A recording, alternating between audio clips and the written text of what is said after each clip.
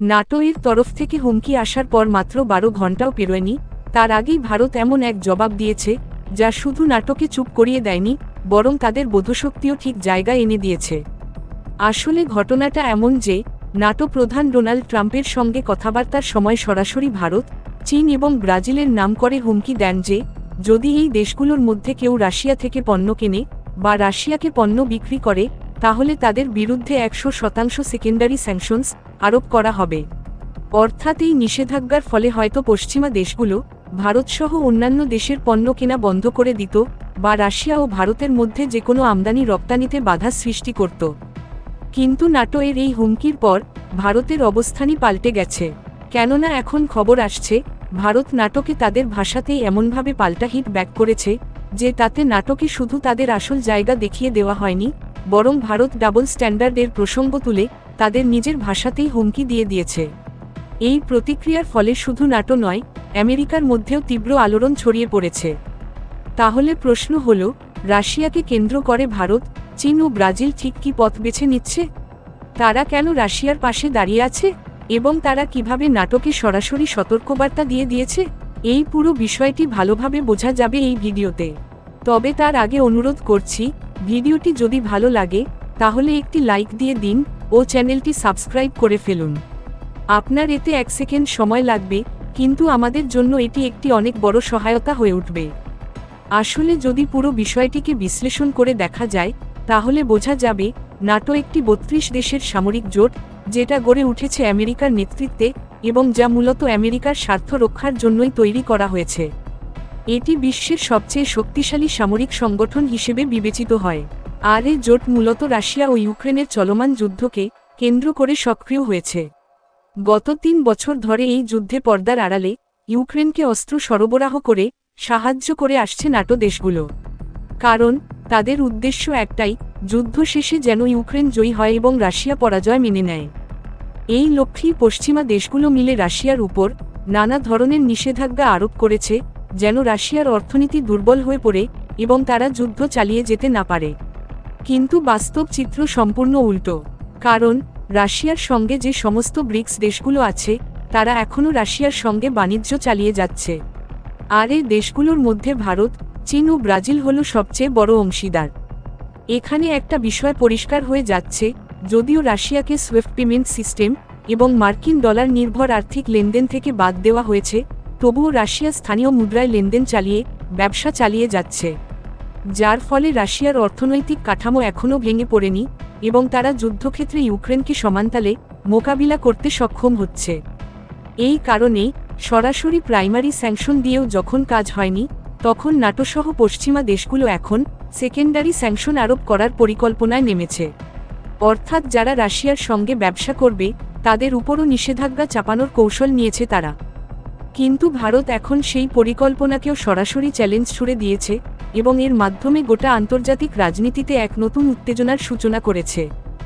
নাটোর প্রধান মার্ক রুটে যখন সরাসরি ভারত, চীন ও ব্রাজিলের নাম করে হুমকি দেন, তখন তিনি স্পষ্ট করে বলেছিলেন, যদি এই 3টি দেশ রাশিয়া থেকে এখনও পর্যন্ত কাঁচা তেল কেনা বা অন্য কোনো ধরনের বাণিজ্য চালিয়ে যায়, তাহলে এই 3টি দেশের উপর 100% নিষেধাজ্ঞা আরোপ করা হবে। শুধু তাই নয়, একটি রীতিমতো হুমকিমূলক ভঙ্গিতে তিনি আরও বলেন, যুদ্ধ বন্ধ করার দায়িত্ব এই 3 দেশের এবং তারা যেন আগামী 50 দিনের মধ্যে যেভাবেই হোক যুদ্ধ বন্ধ করায় সহায়তা করে, নয়তো রাশিয়ার পাশে থাকার পথ থেকে সরে আসতে হবে। যখন এই হুমকি সামনে আসে, তখন চীন সরাসরি এর জবাব দেয় এবং বলে যে এটি একটি জোরপূর্বক চাপ সৃষ্টি করার অপচেষ্টা ছাড়া কিছু নয়। কিন্তু সকলেই অপেক্ষা করছিল ভারতের প্রতিক্রিয়ার জন্য। আর আজ ভারত ঠিক কিভাবে তার গ্লোবাল সাউথে প্রভাব বিস্তার করেছে তা স্পষ্ট দেখা গেল।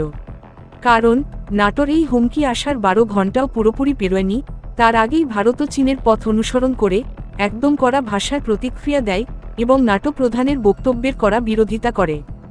এই প্রতিক্রিয়া এমন সময়ে আসে যখন নাটোর পক্ষ থেকে বলা হয়েছিল, যদি রাশিয়ার সঙ্গে কোনো বাণিজ্যিক সম্পর্ক রাখা হয় তাহলে মার্কিন নিষেধাজ্ঞার মুখোমুখি হতে হবে।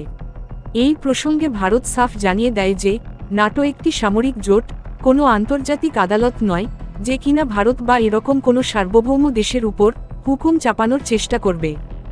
ভারতের পররাষ্ট্র মন্ত্রণালয় অর্থাৎ মিনিস্ট্রি অফ এক্সটার্নাল অ্যাফেয়ার্স, প্রথমেই এনার্জি ফার্স্ট নীতির কথা উল্লেখ করে নাটো প্রধানের নিষেধাজ্ঞার হুমকিকে পুরোপুরি নাকচ করে দেয়।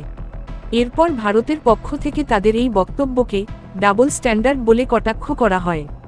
এখন যদিও ডাবল স্ট্যান্ডার্ড শব্দটা শুনতে খুব ছোট মনে হয়, কিন্তু এই শব্দটা এতটাই শক্তিশালী যে আমেরিকার মতো দেশের ভিত্তিও কাঁপিয়ে দিতে পারে। কারণ যখন একদিকে আমেরিকা নিজের সুবিধামতো রপ্তানি বাণিজ্য করে, তখন অন্যদিকে ভারত বা অন্য কোনো দেশ যখন নিজেদের স্বার্থে ঠিক তেমনটাই করে, তখন তা নিয়ে দ্বিমুখী নীতি গ্রহণ করে। আর ভারত এই দ্বিচারিতার মুখোশ খুলে সবার সামনে এনে দেয়। এখানে ডাবল স্ট্যান্ডার্ড মানে দ্বিচারিতা বা দ্বৈত নীতি। ভারত এই শব্দটি কোনো সাধারণ অর্থে ব্যবহার করেনি, বরং এটি সরাসরি আমেরিকা ও ইউরোপের অখণ্ডতাকে আঘাত করেছে। কারণ রিপোর্ট অনুযায়ী আজও ইউরোপের দেশগুলো রাশিয়া থেকে রেকর্ড পরিমাণে লিকুইফাইড ন্যাচারাল গ্যাস আমদানি করে চলেছে। এই তথ্যই প্রমাণ করে যে একদিকে যখন পশ্চিমী দেশগুলো রাশিয়ার উপর অর্থনৈতিক নিষেধাজ্ঞা চাপিয়ে তার অর্থনীতি দুর্বল করতে চাইছে, তখন অন্যদিকে তাদের নিজেদের প্রয়োজনে রাশিয়ার থেকেই গুরুত্বপূর্ণ প্রাকৃতিক সম্পদ কিনে নিচ্ছে। এখানে সবচেয়ে অবাক করার বিষয় হল টাইটানিয়াম নামক একটি কৌশলগত ও মূল্যবান ধাতু, যা রাশিয়ার কাছ থেকেই আসছে, সেটাও আমদানি করছে পশ্চিমা দেশগুলো। এই হেডলাইন সরাসরি নির্দেশ করে পশ্চিমা দুনিয়ার দ্বিচারিতার দিকে। একদিকে তারা রাশিয়ার বিরুদ্ধে নিষেধাজ্ঞা দিয়ে বসে থাকে, অন্যদিকে নিজেদের চাহিদা অনুযায়ী ঠিকই ব্যবসা চালিয়ে যাচ্ছে। আর এ কারণেই যখন নাটো ভারত, চীন ও ব্রাজিলকে হুমকি দেয় রাশিয়ার সস্তা কাঁচা তেল কেনার জন্য, তখন ভারত শুধু এই হুমকি নস্যাৎ করে দেয়নি, বরং সরাসরি নাটোকে উল্টে হুমকি দিয়েছে। ভারত স্পষ্ট করে বলে দিয়েছে, তোমাদের 100% নিষেধাজ্ঞা এবং 500% ট্যারিফ আরোপের হুমকি তোমাদের নিজের কাছে রাখো। ভারত নিজের এনার্জি সিকিউরিটি নিয়ে সিদ্ধান্ত নিজে নেবে, অন্য কারো চাপ বা হুমকির ভিত্তিতে নয়। এর অর্থ একটাই, ভারত পশ্চিমা বিশ্বের হুমকিতে মাথা নত করবে না, এবং রাশিয়ার সঙ্গে তার বাণিজ্য বন্ধ করার কোনো পরিকল্পনাও তার নেই। পশ্চিমা বিশ্বকে এখন থেকেই বুঝে নেওয়া উচিত, ভারত ও ব্রিক্সকে থামানো তাদের জন্য প্রায় অসম্ভব। আজ যখন দুনিয়ার সব বড় শক্তিগুলো একত্র হয়ে ভারতের উপর চাপ সৃষ্টি করার চেষ্টা করছে, তখন এই ভারতই বুক চিতিয়ে বলে দিয়েছে, আমরা কারো হুকুমে চলি না।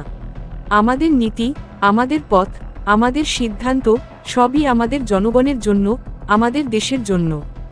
যে ভারত একদিন উপনিবেশ ছিল, আজ সেই ভারত অন্য দেশকে চোখে চোখ রেখে জবাব দিতে জানে। আমরা কেবল শান্তির কথা বলি না, প্রয়োজন হলে সংগ্রাম করতেও পিছপা হই না। রক্তে যাদের স্বাধীনতার ইতিহাস লেখা, তাদের জাতিকে ভয় দেখিয়ে থামানো যায় না। আজকের ভারত এক সাহসী ভারতের গল্প বলে, যে হুমকিকে ভয় পায় না, বরং জবাব দিতে জানে। যারা অন্যায়ের বিরুদ্ধে রুখে দাঁড়ায় এবং অন্যের দ্বিচারিতাকে বিশ্ব দরবারে তুলে ধরতে একটুও পিছিয়ে আসে না। বন্ধুরা, এখন সময় এসেছে আমরা সবাই মিলে এই ভারতের পাশে দাঁড়াই। এই আত্মবিশ্বাস, এই দৃঢ়তা, এই দেশপ্রেম আমাদের রক্তে বইতে দিন। কারণ এই দেশ শুধু একটি ভূখণ্ড নয়, এটি আমাদের আত্মার পরিচয়। আপনারাও কমেন্ট বক্সে ভারতীয় শক্তির প্রতি আপনার সমর্থন জানাতে ভুলবেন না, এবং এই ভিডিওটিকে একটি লাইক দিয়ে আপনার বন্ধুদের সঙ্গে শেয়ার করুন, যেন তারাও এই গুরুত্বপূর্ণ তথ্য জানতে পারে। এই ধরনের আরও জ্ঞানসম্মত ভিডিও পেতে আমাদের চ্যানেল সাবস্ক্রাইব করে বেল আইকনে ক্লিক করে অল সিলেক্ট করতে ভুলবেন না। জয় হিন্দ।